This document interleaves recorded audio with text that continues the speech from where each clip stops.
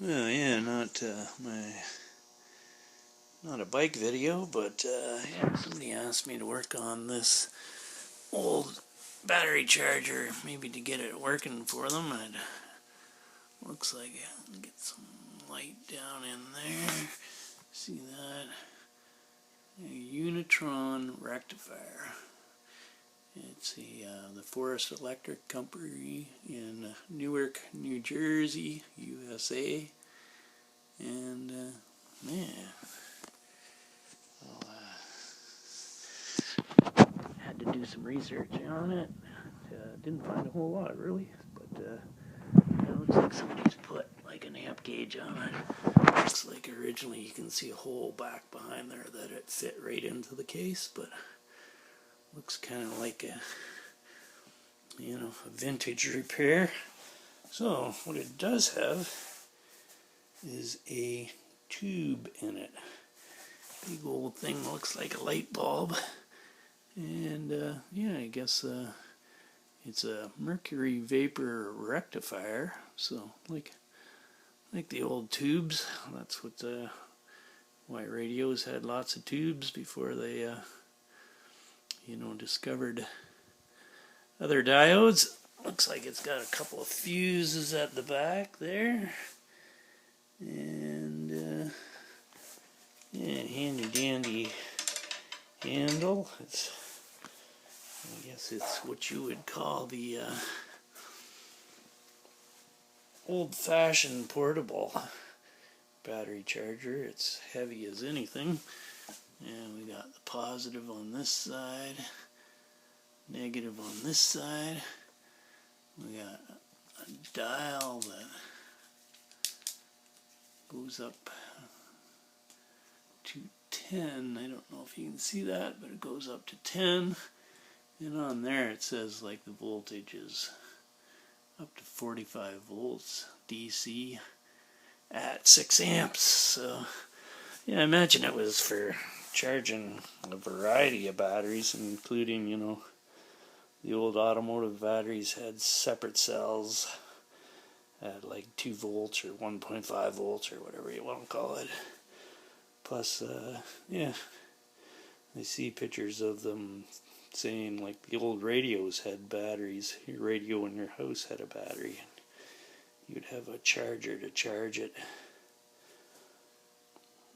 up, so we'd probably charge those too. I don't know, but up to 45 volts, so it must be a multifunctional battery charger. Anyway, we'll go get a battery and see what we can get out of this. Yeah, so got myself a battery here out of my lawn tractor. It didn't really need charged, but yeah, I got a voltmeter here, and it's just over the 12 volts, so it doesn't need a charge, but it'll demonstrate this. So the dial here has like a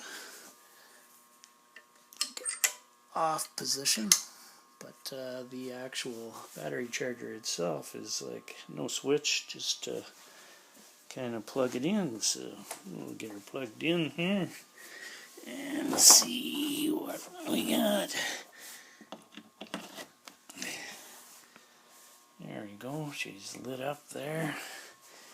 And actually I tried it before, and I found a bunch of loose connections, so I just took my handy dandy test light and went across these posts, positive, negative, and then there was no light, and I traced the wiring back, and it goes through the amp gauge and then through this resistor and through the top of the tube. So yeah, I traced it back, and I found a bunch of bad connections and fixed them up. So as you can see, we can start turning this up, and which I think these lower ones are probably lower voltage. Well, I did tack them with a voltmeter, but I should check them again. And basically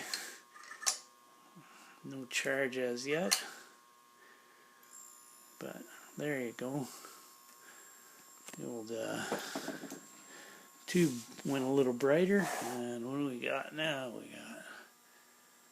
We're climbing up to the 14 volts, and that is on the I think about the 6th setting. So yeah, so seems to be working good there. So just dial her back again.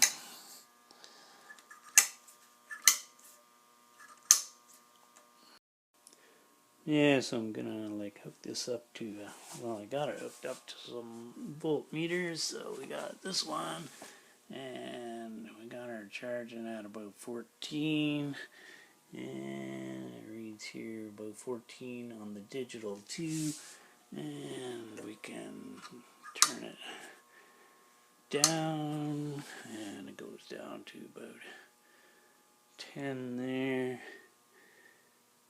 973, and about 9 there. 872, and about 7. That's reading 872 still, but this is down to about 7, so, you know, got a good range to charge 6-volt batteries and 12-volt batteries.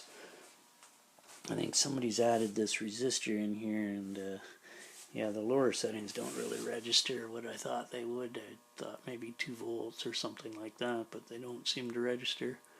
So somebody's, maybe when they added this amp gauge, they added that resistor there. So anyway, it works good for charging 6 and 12 volts. I think that's what he wants, so it's good to go.